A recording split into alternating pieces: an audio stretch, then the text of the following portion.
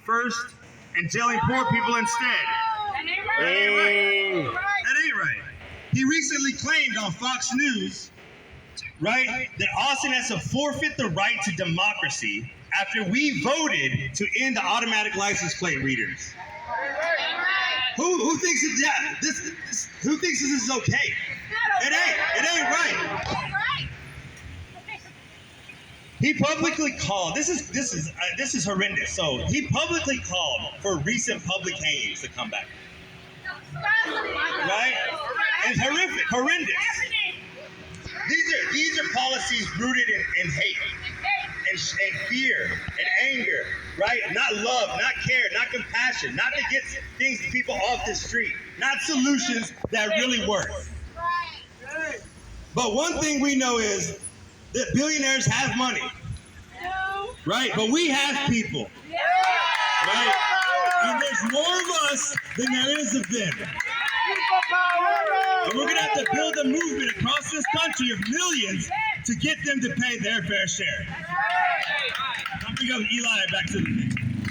Okay, so we know the solutions to the crises that we're facing, right? Everyone here knows the better solutions and are experts in the issues that they're working on. First and foremost, billionaires have no place in our government, right? Second, tax the billionaires. Tax the billionaires. Third, use that money and all of our public dollars to fund the things that we need. Housing, healthcare, schools, not private jets, rocket launches, or to send federal agents into our cities to attack and kill our neighbors. Now, how do we get this? We get this through a functioning democracy, even when Joe Lonsdale says he doesn't want us to have it. So as we move into our speakers today, our message is this. This is a world that we know that we can create. We believe that we can win, right? We believe that we can win. We believe that we can win. We believe that we can win. Oh my. And like JJ said, there are so many more of us than there are of them. And it may take time, but patience, discipline, and organizing are the keys to getting us the democracy that we know we deserve and need. So we see you, Joe Lonsdale. We see you, Cicero Institute, and we're not going to stop fighting. Housing and care, not another billionaire. Housing and care, not another billionaire. Housing and care, not another billionaire. Housing and care, not another billionaire. Housing and care, not another billionaire. All right, one mic. Now, please join me in introducing and bringing up our amazing speakers. We're gonna kick us off with Vocal Texas leader Carrie Ann Smith. Oh, sorry. Scratch that. Joe Causey, welcome up. We're not new it, no? All right. Well, Maggie with Texas Harm Reduction Alliance. Come on up.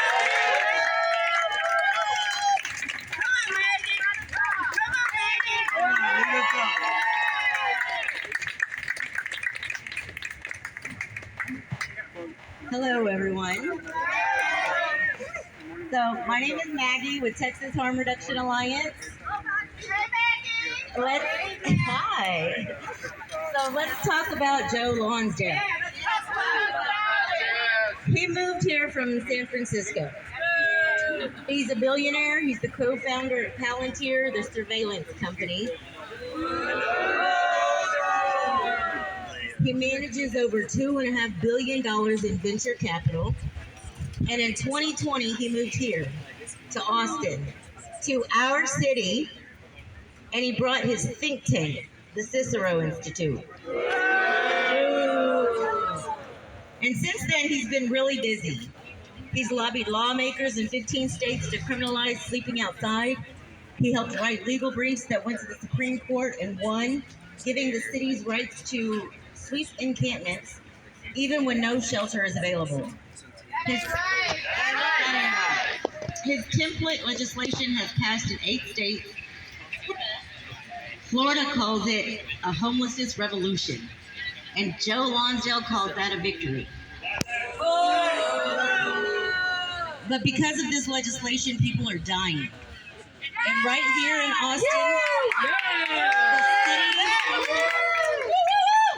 Austin, the city that Joe Lonsdale moved to, we asked 113 people what that really looks like from the ground. And do you want to know what they told us? Nearly 70% received no notice before the sweeps. 42% were woken up before 8 o'clock in the morning. 1 in 4 was not allowed to gather anything at all. 63% watched their belongings being thrown into the trash without consent. 1 person lost pictures of their children who are no longer living.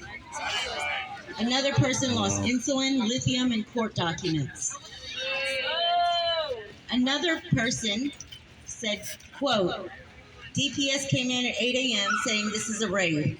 I was fixing my bike when I was thrown to the ground at gunpoint. They were yelling, where are the drugs? All my clothes, hygiene, and cell phone were all thrown in the trash. And when it's all over, 83% of the people that we spoke to are still unhoused. That ain't right. Because there's nowhere else to go. At THRA, we're a peer-led organization, and this means the people doing the work have lived it. Many of us have been unhoused. Many of us survive addiction. Many of us have been incarcerated. But we show up every single day with the lock zone, with clean supplies, survival items, with food, and with dignity. Because we know what it means to be invisible to a system that would rather criminalize you than care for you.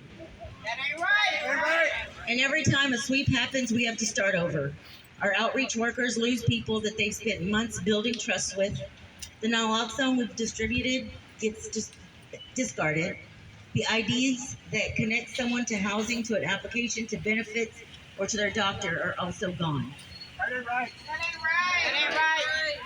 24% of the people that we surveyed lost naloxone in a sweep during an overdose crisis.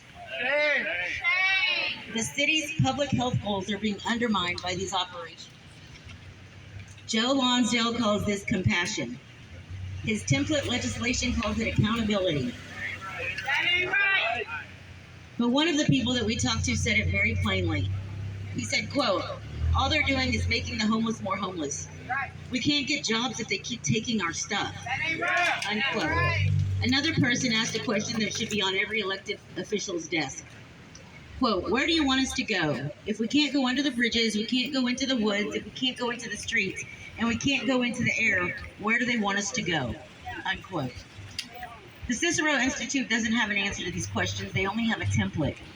But we have answers, and we refuse to let them be ignored. Every time the city executes a sweep, we start over. We lose people, not because they've moved somewhere better. The research shows that more than 90% of the people swept encampments just moved down the street.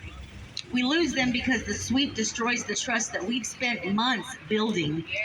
It destroys their medication, it destroys their IDs, it destroys their phones, their housings, their applications, their physical documents, all that connect them to a life. And then we have to go find them if we can. Studies show that people displaced by sweeps have 2.5 times higher odds of overdose, 70 to 90% higher rates of overdose death. And Joe Lonsdale doesn't count these deaths in his budget analysis. Tell him again, man. He does not count what it costs organizations like ours, what it costs in staff, supplies, moral injury, and every time his policy agenda scatters the people we serve and we love. He frames sweeps as compassion, and he calls it accountability, but there is nothing compassionate about destroying a person's medication, their ID, their tent, or calling it a solution. No, it ain't. The drug war has always been a high wealth transfer, from the poor to the powerful, from the sick to the system. And what Joe Lonsdale and the Cicero Institute have done is just rebrand it. And we refuse to let them do that in our city, and we refuse to let them do that to our people. Thank you. All right, welcome in. Give it up for Maggie. Love you, Maggie. All right, now give it up for Jorge.